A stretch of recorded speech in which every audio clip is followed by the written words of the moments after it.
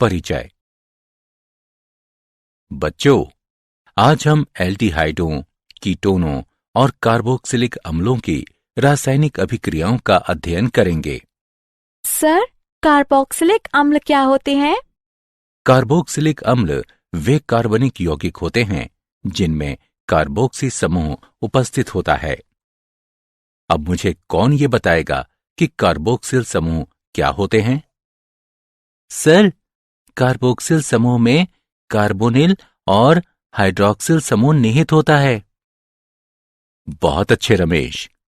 आओ तो इस अध्याय में हम कार्बोक्सिलिक अम्लों के बारे में और अधिक जानें।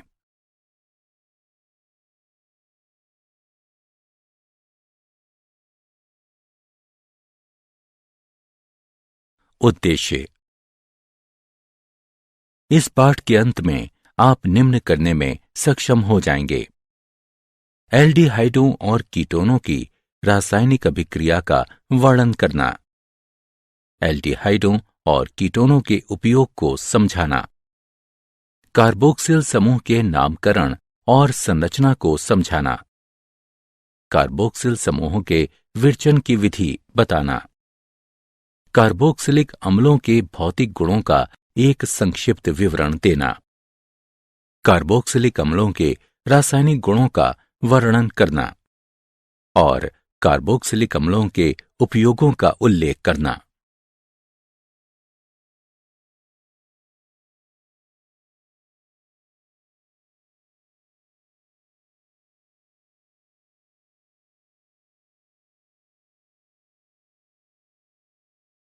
रासायनिक अभिक्रियाएं। नाभिक रागी योगज अभिक्रियाएं। नाभिक रागी योगज अभिक्रियाओं की क्रियाविधि। वे योगज अभिक्रियाएं जो नाभिक रागियों के द्वारा प्रारंभ की जाती हैं, नाभिक रागी योगज अभिक्रियाएं कहलाती हैं। इस अभिक्रिया में एक नाभिक रागी इलेक्ट्रॉन रागी sp2 संकरित कार्बन पर आक्रमण करता है। कार्बन की संकरण अवस्था sp2 से sp3 हो जाती है और एक चतुष्फलकीय ऑल्का ऑक्साइड मध्यवर्ती बनता है।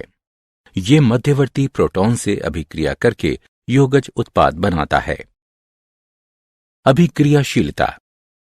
इलेक्ट्रॉनिक और त्रिविमीय प्रभावों के कारण नाभिक रागी आक्रमण अभिक्रियाओं में एल्डिहाइड कीटोनों की अपेक्षा अधिक क्रियाशील होते हैं। त्रिविम रूप से कीटोन में दो एल्किल या एरिल समूह कार्बोनिल कार्बन परमाणु से संलग्न होते हैं, जबकि एल्डिहाइड के कार्बोनिल कार्बन पर हाइड्रोजन परमाणु और एक एल्किल या एरिल समूह उपस्थित होता है। अतः कीटोन के साथ योगज अभिक्रिया उत्पाद बनाने की संक्रमण अवस्था में तुलनात्मक रूप से अधिक बाधित होती है।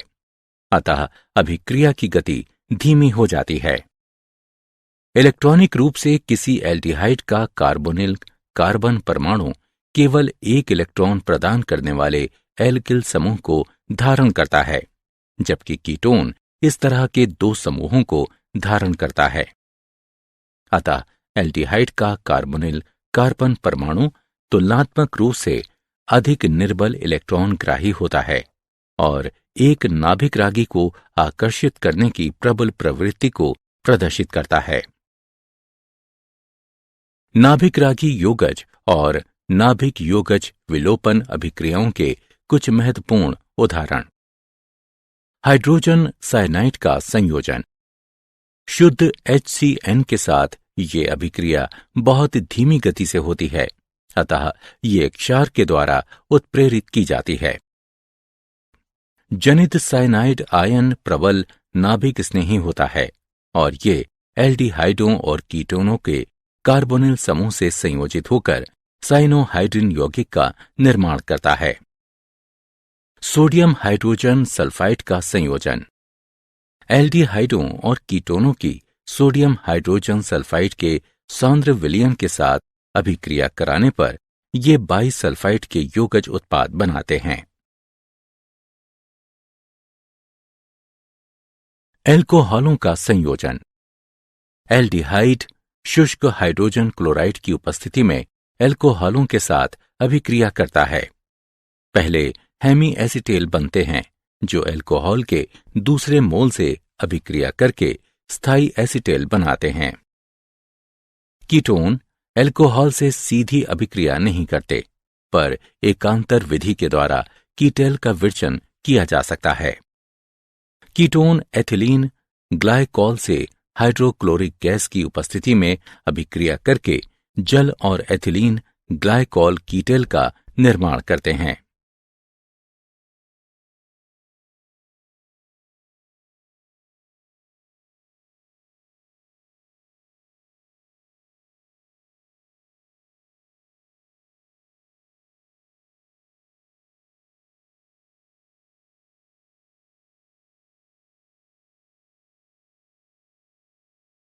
अमोनिया व इसके व्युत्पन्नों का संयोजन। अमोनिया व इसके व्युत्पन्न अम्लीय माध्यम में कार्बोनिल यौगिकों के साथ अभिक्रिया करके मध्यवर्ती उत्पाद बनाते हैं जो जल के अणु उन्मूलन द्रुत निर्जलीकरण द्वारा इमीन व्युत्पन्नों के रूप में अंतिम उत्पाद बनाते हैं। Z बराबर alkyl aryl OH NH2 C6 H5 NH NH CO NH2 हो सकता है।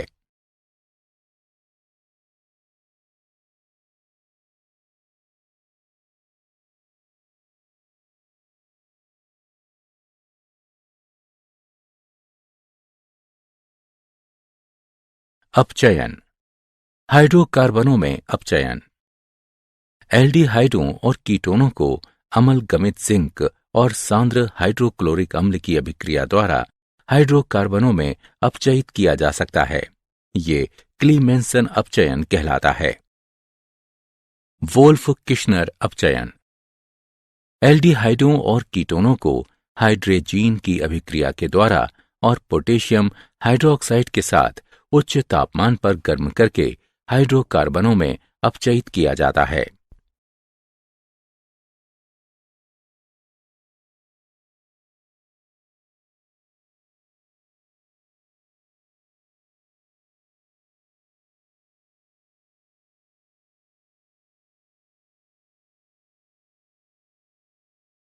ऑक्सीकरण।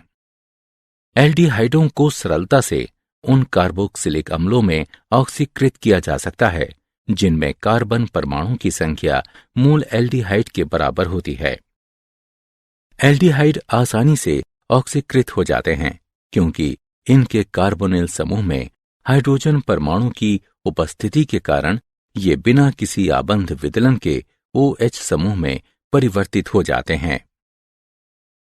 अतः एल्डिहाइड केवल प्रबल ऑक्सीकारक कर्मक जैसे पोटेशियम परमैंगनेट और पोटेशियम डाइक्रोमेट के द्वारा ही ऑक्सीकृत नहीं होते, अपितु ये मूलभूत स्थितियों में मृदु ऑक्सीकारक कर्मक जैसे Ag2+ और Cu2+ आयनों के द्वारा भी ऑक्सीकृत किए जा सकते हैं। कीटोन का ऑक्सीकरण प्रबल परिस्थितियों में होता है। प्रबल ऑक्सीकारक कर्मक जैसे अम्लीकृत पोटेशियम डाइक्रोमेट विलयन या एल्केलाइन पोटेशियम परमैंगनेट और उच्च ताप पर की आवश्यकता होती है। कीटोन के ऑक्सीकरण के परिणाम स्वरूप जो कार्बोक्सिलिक अम्ल बनाता है उसमें कार्बन परमाणु की संख्या मूल कार्बोनिल यौगिक के कार्बन परमाणुओं की संख्या से कम होती है।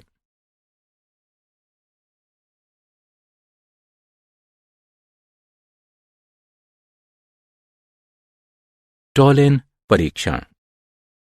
एक aldehyde propanal ammoniacal silver nitrate विलयन जो कि सिल्वर दर्पण के लिए एक टॉलेन अभिकर्मक है उसको अपचयित कर देता है, लेकिन प्रोपेनोन जो कि एक कीटोन है उसे नहीं कर पाता।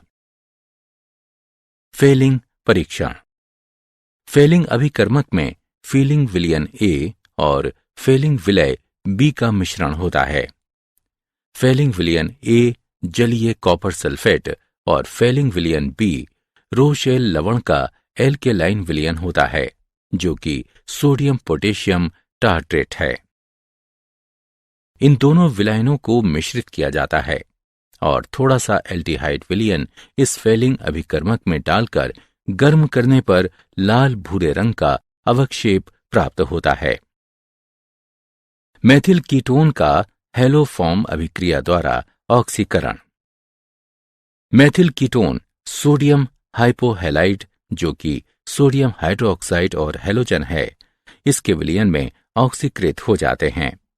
इस अभिक्रिया से हेलोफॉर्म और संगत कार्बोक्सिलिक अम्ल के सोडियम लवण का उत्पादन होता है। यह अभिक्रिया हेलोफॉर्म अभिक्रिया के नाम से जानी जाती है।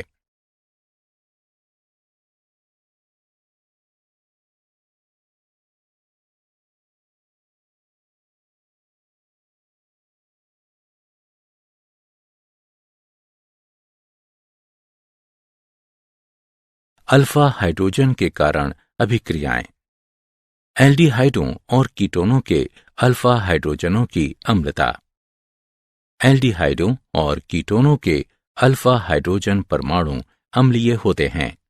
ये अम्लता कार्बोनिल समूह के इलेक्ट्रॉन अपनयन कर लेने के प्रबल प्रभाव और संयुग्मी क्षार के अनुनाद द्वारा स्थायित्व प्राप्त कर लेने के कारण होती है।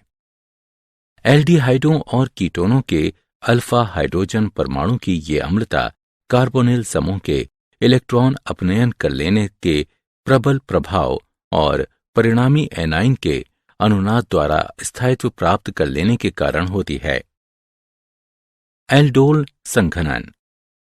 जिन एल्डिहाइड और कीटोन में कम से कम एक अल्फा हाइड्रोजन विद्यमान रहता है, वे तनु क्षार जैसे तनु सोडियम हाइड्रोक्साइड, सोडियम कार्बोनेट आदि की उत्प्रेरक की तरह उपस्थिति में एक अभिक्रिया के द्वारा हाइड्रोक्सी एल्डिहाइड या कीटोन एल्डिहाइड प्रदान करते हैं।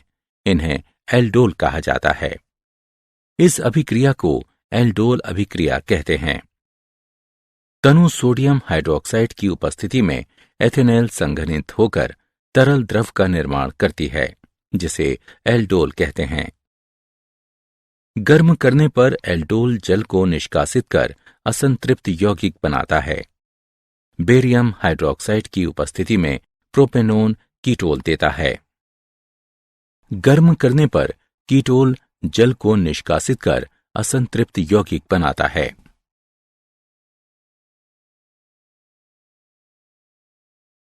क्रॉस एल्डोल संघनन। जब दो भिन्न भिन्न एल्डिहाइडों या कीटोनों के बीच एल्डोल संघनन होता है तो उसे क्रॉस एल्डोल संघनन कहते हैं। जब एक एथेनॉल और प्रोपेनॉल के मिश्रण को सोडियम हाइड्रोक्साइड विलयन के साथ गर्म किया जाता है तो ये 4 भिन्न उत्पाद बनाता है।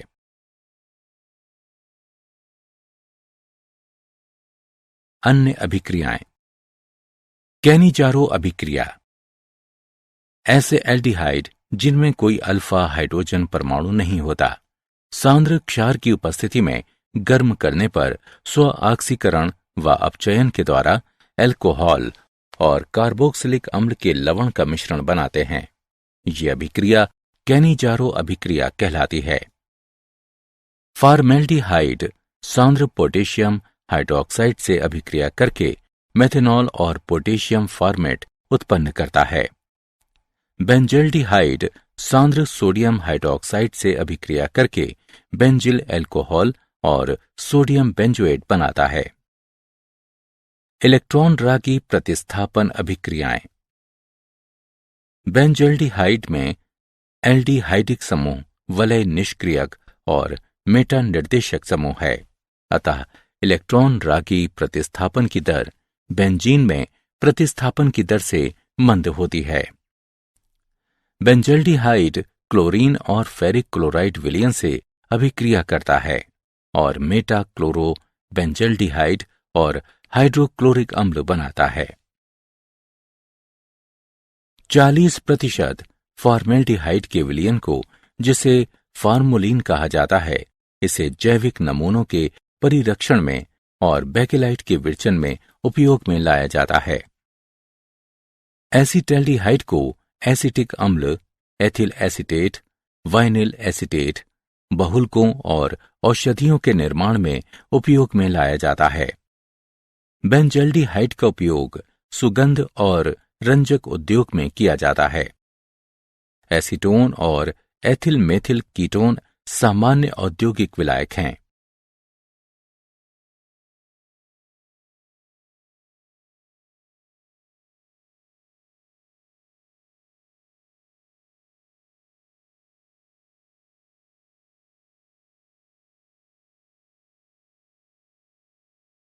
कार्बोक्सिलिक अम्ल वे कार्बनिक यौगिक जिनमें कार्बोक्सिल समूह उपस्थित होता है कार्बोक्सिलिक अम्ल कहलाते हैं।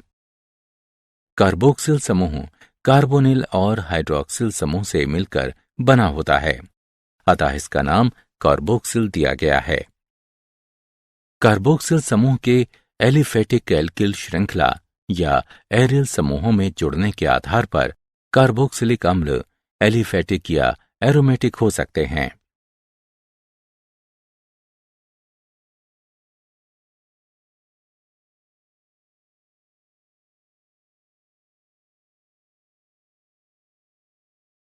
कार्बोक्सिल समूह का नामकरण एवं संरचना। नाम पद्धति। सामान्य नाम के अंत में अनुलग्न एक अम्ल लगाते हैं। सामान्य नाम प्राकृतिक स्रोतों के लेटिन या ग्रीक नामों से व्युत्पन्न होते हैं। उदाहरण, फार्मिक अम्ल का ये नाम फार्मिका यानी चींटियों का लेटिन नाम से लिया गया है, क्योंकि फार्मिक अम्ल को सर्वप्रथम लाल चींटियों के आसवन से प्राप्त किया गया था। एसिडिक अम्ल का ये नाम एसिटम, जिसका अर्थ सिरका होता है, उससे लिया गया है। और ब्यूटेरिक अम्ल का नाम ब्यूटिरम यानी मक्खन का लेटिन नाम से व्युत्पन्न है। IUPAC पद्धति में एलिफेटिक कार्बोक्सिलिक अम्लों का नामकरण करने के लिए संगत एल्केन के अंग्रेजी नाम के अंत में स्थित ई के स्थान पर ओइक अनुलग्न लगाया जाता है और इसके बाद अम्ल लगाते हैं। प्रतिस्थापित और शाखित श्रृंखला वाले अम्लों का नामकरण लंबी श्रृंखला वाले अम्लों के व्युत्पन्नों के रूप में दिया जाता है। प्रतिस्थापियों की स्थिति अरेबिक संख्या के द्वारा कार्बोक्सिल समूह के कार्बन को एक अंक देकर दर्शाई जाती है।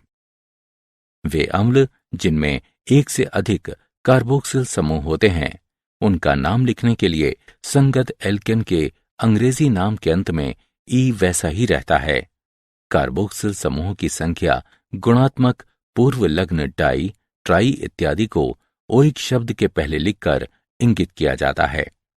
उदाहरण, 4 हाइड्रोक्सी ब्यूटेनोइक अम्ल, प्रोप 2 एनोइक अम्ल, प्रोपेन डाइओइक अम्ल। एरोमेटिक अम्ल सरलतम सुगंधित एरोमेटिक मोनोकार्बोक्सिलिक अम्ल C6H5COOH है। इसका नाम बेंजोइक अम्ल है। प्रतिस्थापित अम्लों के IUPAC नाम बेंजोइक अम्ल के व्युत्पन्न हैं।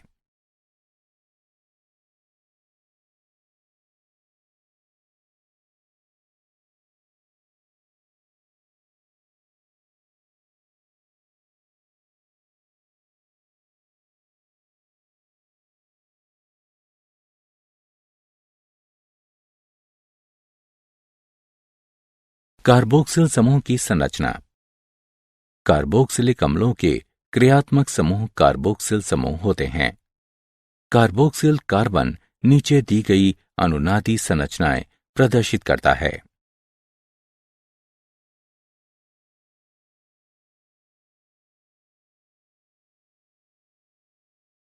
कार्बोक्सिलिक अम्लों के विरचन की विधियां। प्राथमिक अल्कोहल व एल्डिहाइड से। प्राथमिक अल्कोहल और एल्डिहाइड ऑक्सीकरण कर्मकों जैसे क्रोमियम ट्राइऑक्साइड की अम्लीय माध्यम में उपस्थिति के द्वारा ऑक्सीकृत होकर संगत कार्बोक्सिलिक अम्ल बनाते हैं। एक डेकेनॉल अम्लीय माध्यम में क्रोमियम ट्राइऑक्साइड से क्रिया करके डेकेनोइक अम्ल बनाता है। एल्किल बेंजीन से। एरोमेटिक अम्लों को एल्किल बेंजीनों के क्षारकीय पर मैग्नेट द्वारा प्रबल ऑक्सीकरण से विरचित किया जा सकता है। टॉलुइन क्षारकीय माध्यम में पोटेशियम परमैंगनेट से क्रिया करके बेंजोइक अम्ल और जल का निर्माण करते हैं। नाइट्राइल और एमाइड से। नाइट्राइलों को साइनाइड भी कहा जाता है। अम्ल या क्षार की उपस्थिति में साइनाइडों के जल अपघटन से कार्बोक्सिलिक अम्ल बनता है। अम्ल या क्षार की उपस्थिति में एसिटोनाइट्राइलों के जलीय अपघटन के द्वारा एथेनोइक अम्ल बनता है। किसी अम्ल उपस्थिति में प्रोपेनामाइड के जलीय अपघटन के द्वारा प्रोपेनोइक अम्ल और अमोनियम आयन बनता है।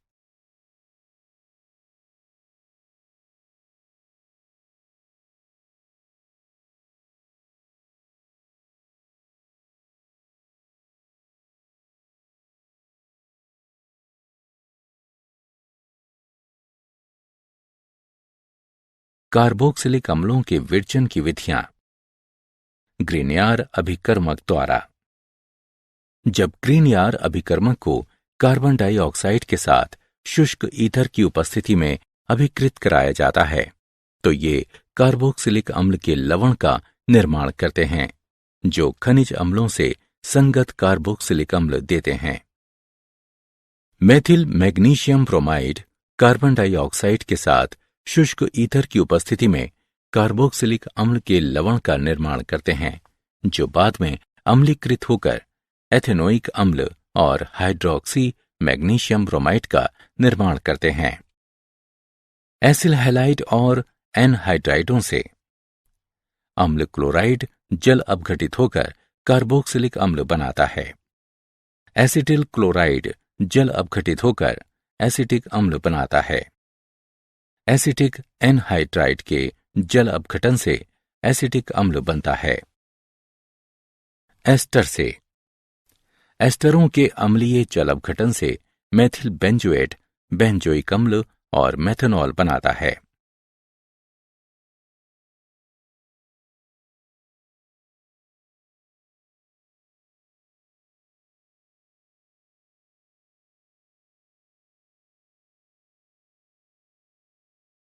भौतिक गुण।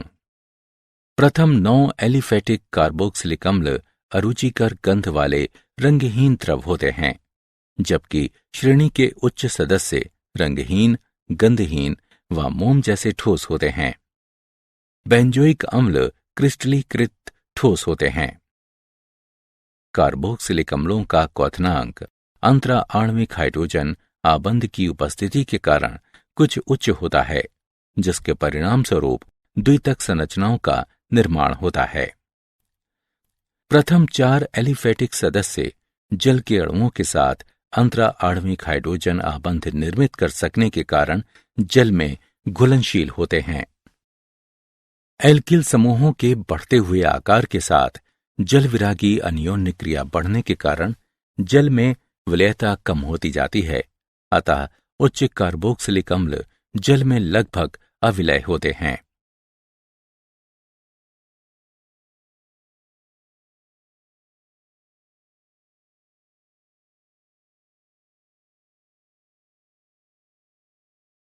रासायनिक अभिक्रियाएं। अभिक्रियाएं जिनमें OH आबंध का विदलन होता है। अम्लता। धातु और क्षारों के साथ अभिक्रिया। कार्बोक्सिलिक अम्ल सर्वाधिक अम्लीय कार्बनिक यौगिकों में से एक है। ये सोडियम धातु के साथ अभिक्रिया करके हाइड्रोजन गैस मुक्त करते हैं। सोडियम धातु एथेनोइक अम्ल से अभिक्रिया करके सोडियम एसिटेट देती है और हाइड्रोजन गैस मुक्त करती है। बेंजोइक अम्ल क्षार से क्रिया करके लवण और पानी बनाते हैं। एथेनोइक अम्ल कार्बोनेटों से अभिक्रिया करके कार्बन डाइऑक्साइड गैस निष्कासित करते हैं।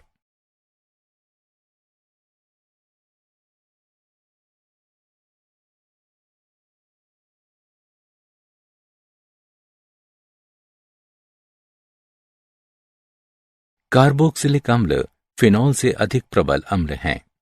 कार्बोक्सिलेट आयन में ऋण आवेश 2 विद्युत ऋणात्मक परमाणुओं पर समान रूप से वितरित होता है जो कि ऑक्सीजन परमाणु होते हैं, जबकि फिनॉक्साइड आयन में ये केवल एक ऑक्सीजन परमाणु पर उपस्थित होता है। अतः कार्बोक्सिलेट आयन को फिनॉक्साइड आयन की तुलना में ज्यादा स्थायित्व प्राप्त होता है। अतः कार्बोक्सिलिक अम्ल फिनॉल से ज्यादा हद तक आयनित होता है और हाइड्रोजन आयनों के उच्च सांद्रण को प्रस्तुत करता है। अतः कार्बोक्सिलिक अम्ल फिनॉल से अधिक प्रबल अम्ल की तरह व्यवहार करता है। कार्बोक्सिलिक अम्लों की अम्लता पर प्रतिस्थापियों का प्रभाव। इलेक्ट्रॉन का अपनयन करने वाले समूह कार्बोक्सिलेट ऋणावेश को विस्थानित करके संयुग्मी क्षारक को स्थायित्व प्रदान करते हैं और अम्ल की अम्लता को बढ़ाते हैं।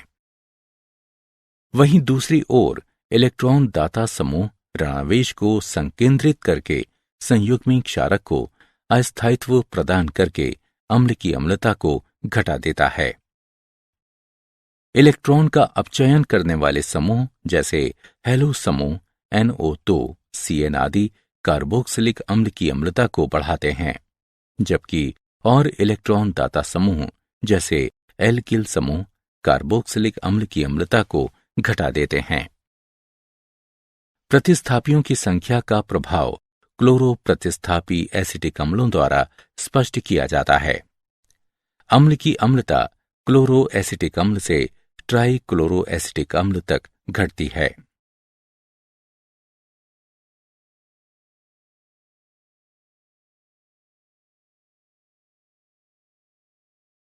COH आबंध विदलन संबंधी अभिक्रियाएं। एनहाइड्राइड का विरचन। कार्बोक्सिलिक अम्लों को फास्फोरस पेंटाऑक्साइड के साथ गर्म करने पर ये कार्बोक्सिलिक अम्लों के 2 अणुओं से जल के एक अणु के निष्कासन के द्वारा एनहाइड्राइड बनाता है। एस्ट्रीकरण। कार्बोक्सिलिक अम्ल सांद्र सल्फ्यूरिक अम्ल की उपस्थिति में एल्कोहल से क्रिया करके एस्टर बनाता है।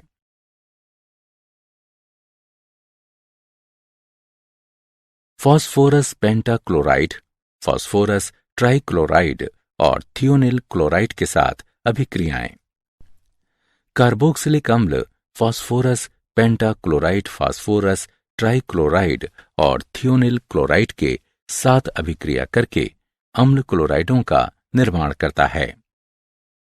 कार्बोक्सिलिक अम्ल फास्फोरस पेंटाक्लोराइड से अभिक्रिया करके अम्ल क्लोराइड, फास्फोरिल क्लोराइड और हाइड्रोक्लोरिक अम्ल का निर्माण करता है। कार्बोक्सिलिक अम्ल फास्फोरस ट्राइक्लोराइड से अभिक्रिया करके अम्ल क्लोराइड और फास्फोरस अम्ल बनाता है। कार्बोक्सिलिक अम्ल थियोनिल क्लोराइड से अभिक्रिया करके अम्ल क्लोराइड, सल्फर डाइऑक्साइड और हाइड्रोक्लोरिक अम्ल बनाता है। अमोनिया के साथ अभिक्रिया। कार्बोक्सिलिक अम्ल अमोनिया से अभिक्रिया करके अमोनियम लवण बनाते हैं। इन्हें 100 डिग्री सेल्सियस से अधिक ताप पर गर्म करने पर ये अम्ल एमाइड बनाते हैं। कार्बोक्सिलिक समूह संबंधी अभिक्रियाएं। अपचयन। कार्बोक्सिलिक अम्ल लिथियम एल्यूमिनियम हाइड्राइड के द्वारा आसानी से प्राथमिक अल्कोहलों में अपचयित हो जाते हैं। विकार्बोक्सिलिन। जब कार्बोक्सिलिक अम्लों के सोडियम लवण को सोडा लाइम के साथ गर्म किया जाता है तब एल्केनों का निर्माण होता है। जब सोडियम एसीटेट को सोडियम हाइड्रोक्साइड और कैल्शियम ऑक्साइड के साथ गर्म किया जाता है तब ये मेथेन और सोडियम कार्बोनेट का निर्माण करता है।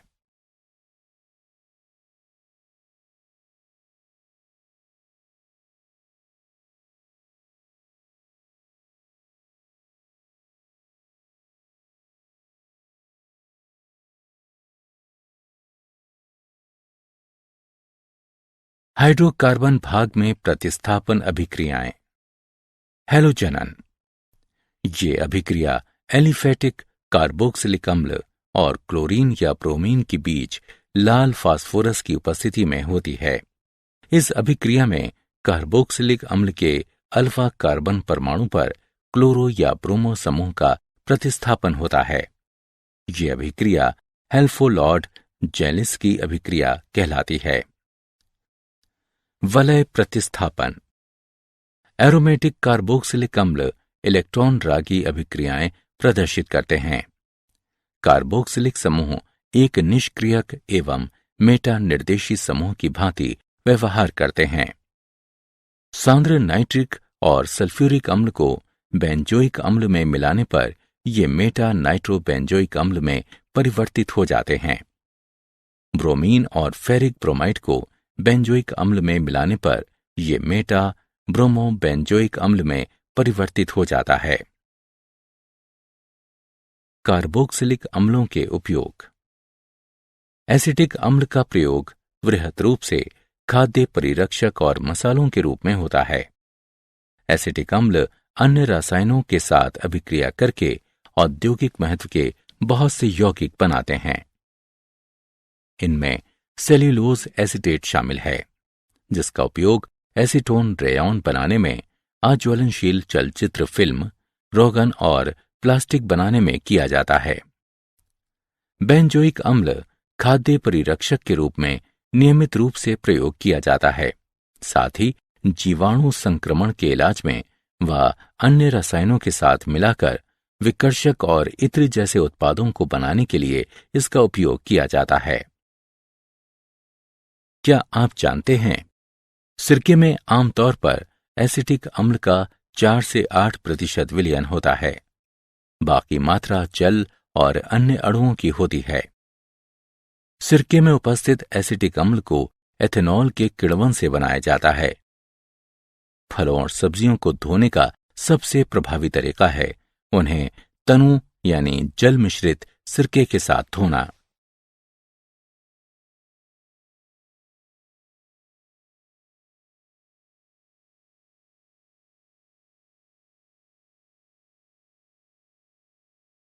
सारांश। आइए हमने जो कुछ भी सीखा है उसे संक्षेप में दोहराएं। वे योगज अभिक्रियाएं जो नाभिक रागियों के द्वारा प्रारंभ की जाती हैं, नाभिक स्नेही योगज अभिक्रियाएं कहलाती हैं। त्रिविम और इलेक्ट्रॉनिक प्रभाव एल्डिहाइडों को कीटोनों की तुलना में नाभिक स्नेही आक्रमण के प्रति अधिक अभिक्रियाशील बनाते हैं। एल्डिहाइड आसानी के साथ ऑक्सीकृत होकर कार्बोक्सिलिक अम्ल बनाते हैं। एल्डिहाइड अमोनिकल सिल्वर नाइट्रेट विलयन को अपचयित कर देता है, जो कि सिल्वर दर्पण के लिए एक टॉलेन अभिकर्मक है। फेलिंग विलयन जलीय कॉपर सल्फेट और सोडियम पोटेशियम टार्ट्रेट, जो कि एक रोशेल लवण है, उसका मिश्रण है। एल्डिहाइडों और कीटोनों के अल्फा हाइड्रोजन परमाणु अम्लीय होते हैं। ये अम्लता कार्बोनिल समूह के इलेक्ट्रॉन अपनयन कर लेने के प्रबल प्रभाव और संयुग्मिक क्षार के अनुनाद द्वारा स्थायित्व प्राप्त कर लेने के कारण होती है। जिन एल्डिहाइड और कीटोन में कम से कम एक अल्फा हाइड्रोजन विद्यमान रहता है, वे तनु क्षार जैसे तनु सोडियम हाइड्रोक्साइड, सोडियम कार्बोनेट आदि की उत्प्रेरक की तरह उपस्थिति में एक अभिक्रिया के द्वारा हाइड्रोक्सी एल्डिहाइड या कीटोन एल्डिहाइड प्रदान करते हैं। इन्हें एल्डोल कहा जाता है। इस अभिक्रिया को एल्डोल अभिक्रिया कहते हैं। जब दो भिन्न भिन्न एल्डिहाइडों या कीटोनों के बीच एल्डोल संघनन होता है तो उसे क्रॉस एल्डोल संघनन कहते हैं। वे कार्बनिक यौगिक जिनके क्रियात्मक समूह कार्बोक्सिल समूह होते हैं, कार्बोक्सिलिक अम्ल कहलाते हैं और कार्बोक्सिल कार्बन अनुनादी संरचनाएं प्रदर्शित करते हैं। कार्बोक्सिलिक अम्लों का क्वथनांक अंतरा आणविक हाइड्रोजन आबंध की उपस्थिति के कारण कुछ उच्च होता है, जिसके परिणाम स्वरूप द्वितक संरचनाओं का निर्माण होता है। एसिटिक अम्ल का प्रयोग वृहद रूप से खाद्य परिरक्षक और मसालों के रूप में होता है। एसिटिक अम्ल अन्य रसायनों के साथ अभिक्रिया करके औद्योगिक महत्व के बहुत से यौगिक बनाते हैं।